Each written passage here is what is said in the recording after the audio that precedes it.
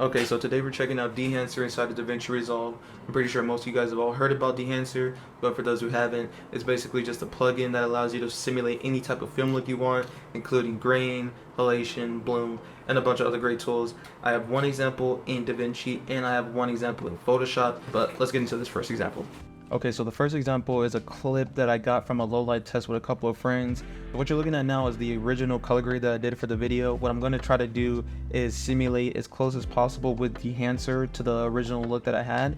So what I'm going to do is take off the LUT, the grain, the halation, and I'm going to leave all the primaries, noise, and the blur and sharpen that I did. I've already converted this over to Rec 709. So what we're going to do is we're going to add a node after the Rec 709 conversion. We're going to drop in Dehancer. In my opinion, the best way to use Dehancer is after you've converted your footage over to Rec 709 and done all your color grading. But if you didn't convert already, you could just choose your camera. Let's say you shot on the Blackmagic Pocket 6K, and then you would choose whichever ISO range that you were in and then continue from there. But like I said, I converted to Rec 709, so we're going to go back to Rec 709. And I think all I did when I was testing this was just drop this down to a -4. And then we move on to film. It's where you're gonna find all the film simulations that they offer, and then you can pick and choose which look you want to go for. I believe when I was doing my testing that Fujifilm 100 was the closest I got to my original color grade. Film compression, we're gonna go over this more in Photoshop, but for now we're gonna ignore it. Expand, we're gonna leave as default. The next section is the print emulations. When I was messing around with it, I believe I liked glossy paper the most in terms of trying to recreate the original color grade that I had. If we upscale this and then turn this on and off, you can see what this does to our image. After that, we have the color head. You want to enable this, and basically it's just your printer lights. The more yellow you go, the more your image turns yellow or blue, magenta or green, and vice versa. So we're just going to reset all this, and then I believe I went around like a -2, near 8, 3. We turn down the midtones here, drop the highlights, and then we're gonna leave the rest as is. So for the film grain, you get a bunch of different presets that they have already here for you to get that desired look you want. But if none of them suit you, you can go to the custom, and then you can adjust it to however you like. I believe I like the 65 ISO 500 the best to get closest to what I originally got. For the halation, I did a custom. I think what did I adjust here? I bumped up the source limiter. We bumped up the diffusion here. We're gonna bump up and amplify it a little bit more, and then the rest we will leave as default. Actually, I believe I bumped up this impact as well. We're gonna enable that, and you can see what that does to our image here. Let me upscale it for you guys. So this is the halation, no halation, halation on, one more time. And then also I'll show you guys the film grain. This is the look with no film grain and with film grain. So moving on, another key part of the film look is bloom. So with the bloom, again, you have a couple of different presets that you can choose from. I'm going to enable it and turn on the mask mode so you guys can see the different presets. You can kind of see that the 8mm here amplifies it a lot. And then you can pick and choose however strong you want that to be. I believe I did a custom. We kept the highlights the same. We dropped down the source limiter here, dropped down the details, kept the bumped the diffusion up to 50. We want to amplify a little bit more, and then we left the rest as is. And you can see it's not doing too much here, which I didn't want it to go crazy. But if we turn this mask mode off, and then we look here and enable it, so this is without the bloom and this is with the bloom, it basically just kind of makes your highlights look a little glowy in a way. Next we have film damage, which if you've seen any old film, it's basically those dust particles and those lines and scratches that flow all in and out of the screen as the movie is rolling. Film breathe, you won't be really able to see it here, but it basically just slightly changes the colors a little bit here and there as the clip rolls through. Gate weave is essentially just adding like a shake and movement. If you've seen old film, again, it's basically that kind of movement and shakiness that happens when it's playing. We're gonna turn that off. Another really cool tool is the monitor section, where you can actually add and see false color. I shoot on the Blackmagic 6K Pro, so I already have false color built in, but I know a lot of cameras don't have that. So this is actually a great tool that you can pop Dehancer on before you even start color grading to do your primaries, and then you can use this to adjust how exposed your image is. I want to bring up his face a little bit because it is a bit shadowy, so we're gonna go down here to our curves tool, bump up the shadow just a bit too much, bring it back down, and we also want to kill some of these highlights, so we're gonna drop the highlights here, readjust the shadows one more time. Okay, and then we're gonna go back into the Dehancer. We're gonna turn off the monitor and check out what we got, and I think this looks pretty good. I'm no pro colors by any means. I just color grade to a look that I like, and then I go with that.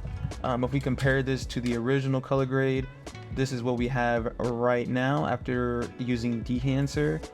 You can tell there's a big difference, especially with the shadows.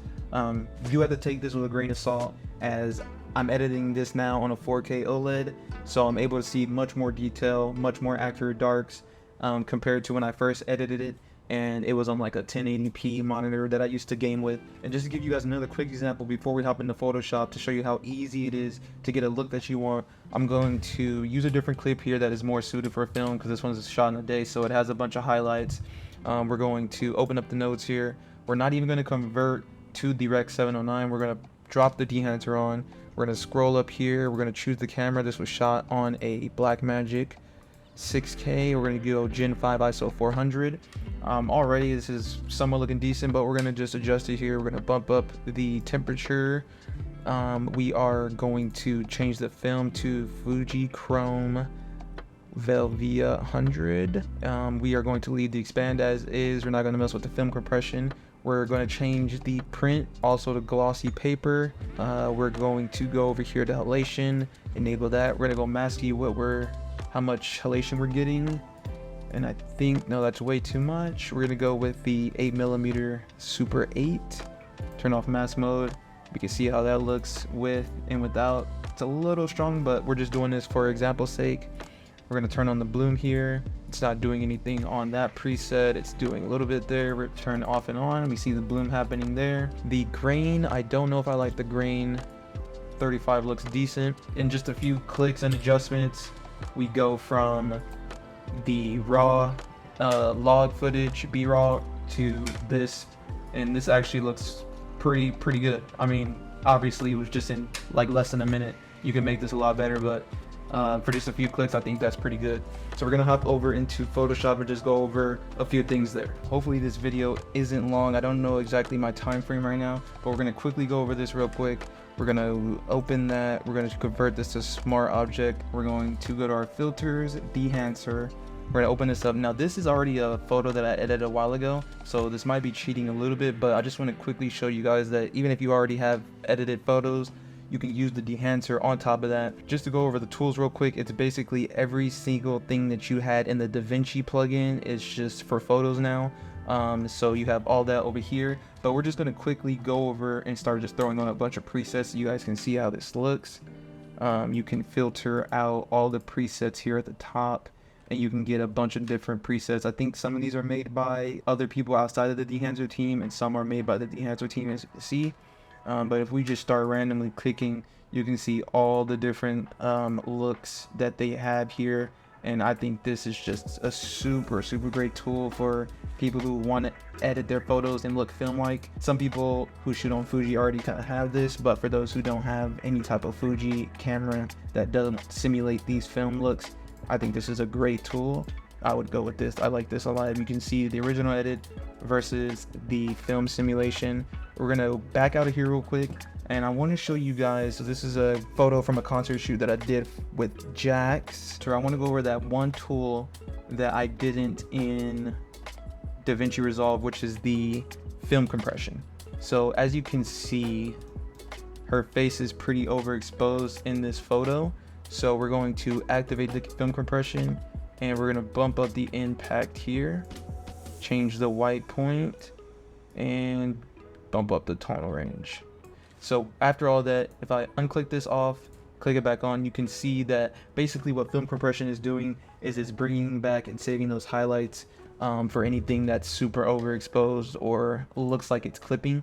With the film compression, you can see that saves a lot of the image and the detail in her face. And then we could even throw on a look here. We'll just go with this one for now. Put back on film compression, impact up, white point up, bump up the tonal range. And this is just a quick example. I already edited the photo, but that is pretty much the plugin.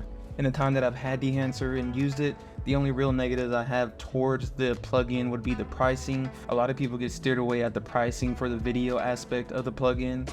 The photo version has a bit of better pricing. It's essentially the same plugin both for video and photos. I don't know all the technical aspects of it, but the pricing on this one is a lot more pleasable to a lot of other people versus the video version. And then the only other thing that I would want to see them update is the fine-tune adjusting. On the video version here in DaVinci, you can see I can fine-tune and adjust this by clicking and scrolling on the numbers here.